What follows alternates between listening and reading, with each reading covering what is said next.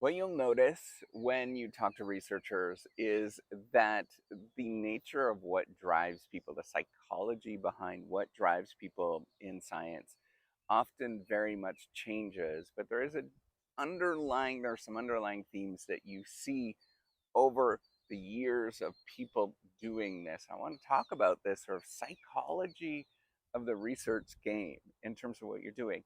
Early on, when you first get into a research program, you start doing scientific discovery, you sort of think that this is really interesting and you're doing it because of the curious nature of why you're doing it. And there's also a huge amount of status that's affiliated with it when you first start out. You think that you're doing this because there's something related to status that is going to help you out. You think that becoming a researcher, getting a PhD, all of those kind of things are going to help you in terms of the status game, that people are going to defer to your particular judgment. This is just how you think about it. Then as you go about midpoint of the research journey, maybe you are a PhD student, you get this real desperation feeling where you begin to realize that I need to complete some things in order to survive in the game. And it becomes a very much a survival game where you're really thinking about, I need to get this done in order to actually stay in the game. And the psychology becomes a lot more darker. And you really start internalizing a lot of things that are not necessarily good to internalize. But this is a key moment when you change. um, Early on, you're really thinking about how happy you are and how exciting it is. And then about midpoint through, the psychology changes and you begin to realize that there is almost like a desperation that's affiliated with this. Now, towards the end of you doing this, or towards the end of you doing this, you begin to get some relief for a moment, for a brief moment, because you complete things. You actually know that you'll be able to manage the process, and as you manage the process, you realize that you have a little bit more self confidence, but it does really take a lot away from you where you're no longer as confident that you used to be. Now, as you progress in the career, something else happens that is interesting. The sort of status part of it doesn't matter that much. And the curiosity is still there, it's still important. That is part of what you're trying to do.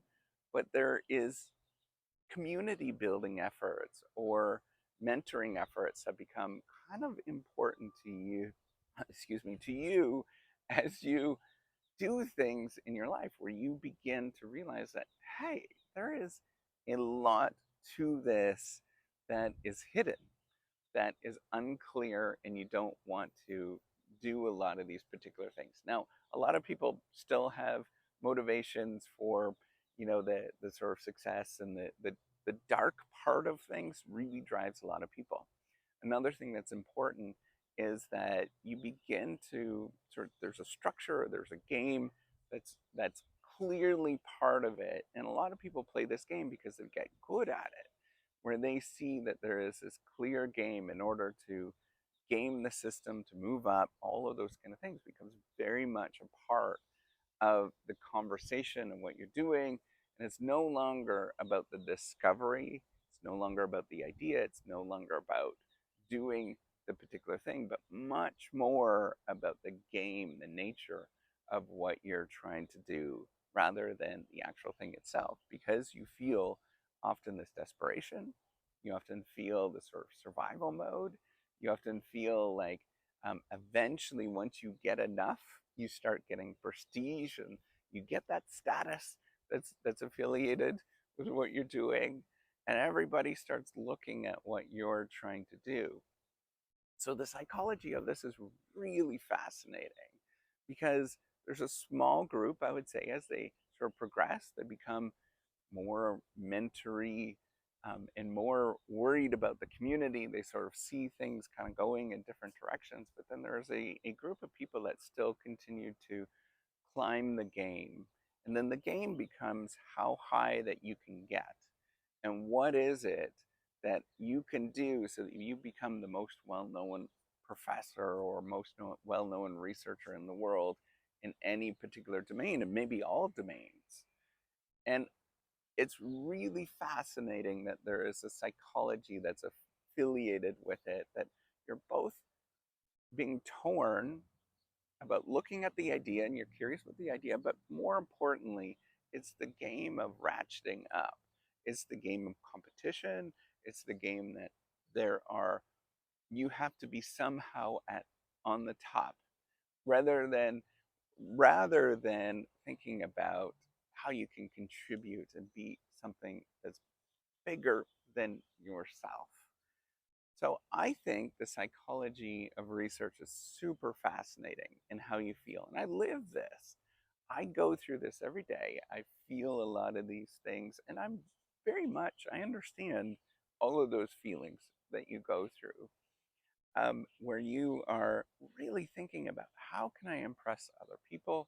How can I, um, the key thing is not necessarily impress, but to get through the research process so that you become something else.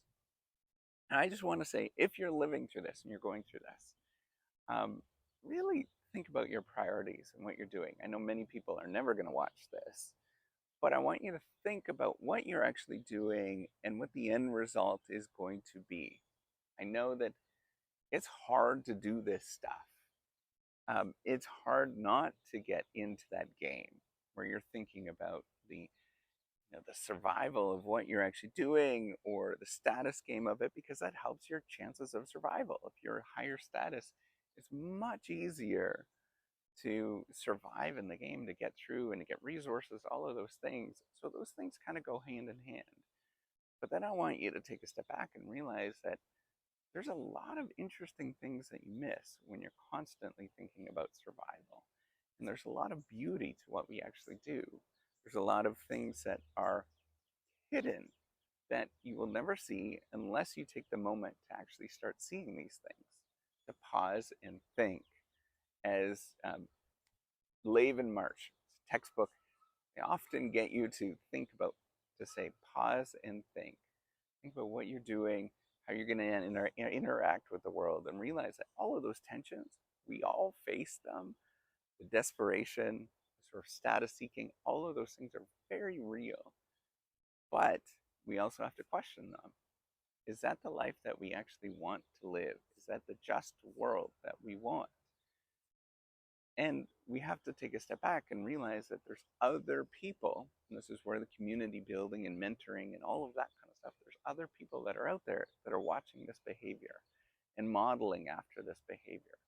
So at what point do you want to stop doing all of that behavior so that you can demonstrate to other people that there's something else that's bigger and better than what you're currently doing?